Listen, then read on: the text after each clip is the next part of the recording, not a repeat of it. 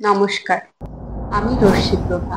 মরুপ্রদেশের রাজগড় রাজবংশের 18তম রাজকন্যা, রাজা পদ্মনারায়ণ ও রানী সবরমতীর একমাত্র কন্যা সন্তান।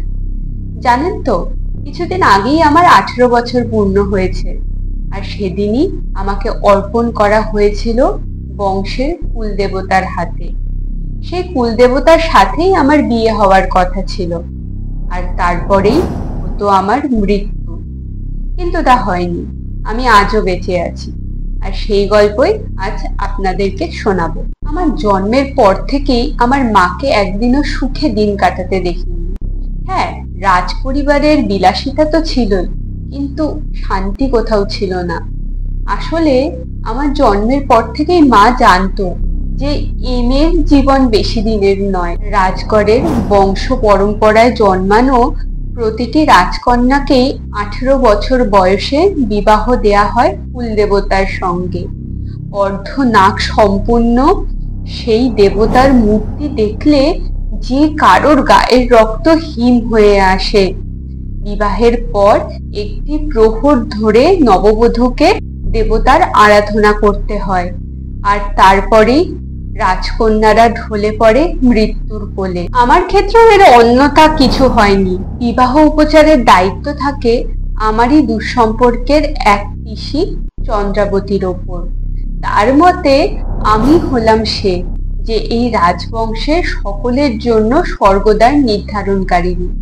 ভাবুন তো একবার, এই পরিবারের মানুষগুলো কতটা স্বার্থপর আর লোভী। নিজেদের মৃত্যুর পর স্বর্গ লাভের জন্য আজ আমার জীবন শেষ করে দিতে কারোর এতটুকু আটকাচ্ছে না।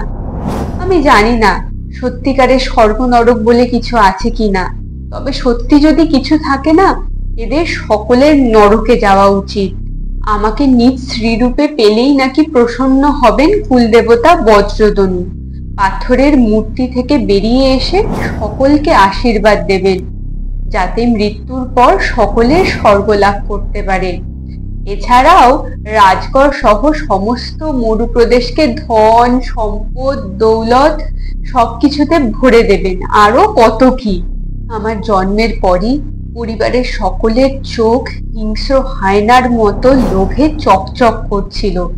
সকলেই চেয়েছিল যে রানীর প্রথম সন্তান যেন কন্যা সন্তান হয়, আর তাই হয়েছে। আমি তো এই পরিবারের কুলদেবতার এক নৈবেদ্য মাত্র।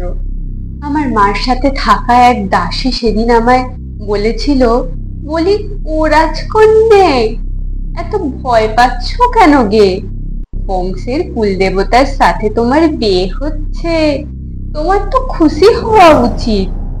এই বিয়েটা হলে সকলের কত মঙ্গল হবে বলো দেখি। আমি সঙ্গে সঙ্গে উত্তর দিয়েছিলাম, মঙ্গল হবে না ছাই, তোমরা আমার সর্বনাশ করে নিজেদের মঙ্গল কামনা করছো। আমি বলে দিচ্ছি, কারোর ভালো হবে না। এই রাজ পরিবার সহ সমস্ত রাজ্য এই মরু অঞ্চলেই নিশ্চিহ্ন হয়ে যাবে। বিয়ের দিন আমার মা আমাকে হিট হিট করে টানতে টানতে মন্দিরে নিয়ে যাচ্ছিল। আমি মাকে বারবার বলছিলাম, আমার পায়ে পড়ি মা, আমার জীবনটা এইভাবে শেষ করে দিও না। পিসিমার সাথেও তো সেই কুলদেবতার বিয়ে হয়েছিল, তারপরে পিসিমা তো আর বেঁচে ফেরেননি। আমার মা আমাকে বলল, এতই যখন মরার ভয়, তাহলে জন্মেছিলি কেন আমার গর্ভে? পারতিস তো জন্মাতে কোনো বেদে বাঞ্জারের ঘরে, আজ তাহলে অন্তত প্রাণে তো বাঁচতি।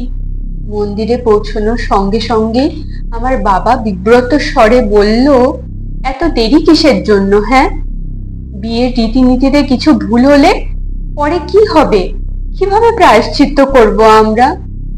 আমি হা করে বাবার দিকে তাকিয়েছিলাম। এই লোকটাই ছোটবেলা থেকে আমাকে এত ভালোবাসা, এত স্নেহ দিয়েছে, আর আজ সেই মানুষটাই এত নিষ্ঠুর।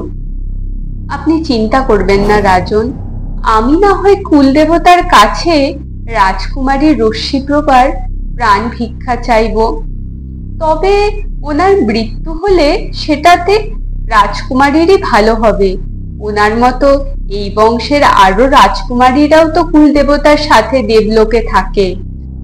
থামের আড়াল থেকে কথাগুলো বলতে বলতে এগিয়ে আসলো চন্দ্রাবতী। তার মধ্যম বয়সী শরীরে বয়সের কোনো ছাপ নেই। দিনে দিনে সে যেন আরো তরুণী হয়ে উঠছে। চন্দ্রাবতীর কথায় কোনো উত্তর দিল না আমার বাবা।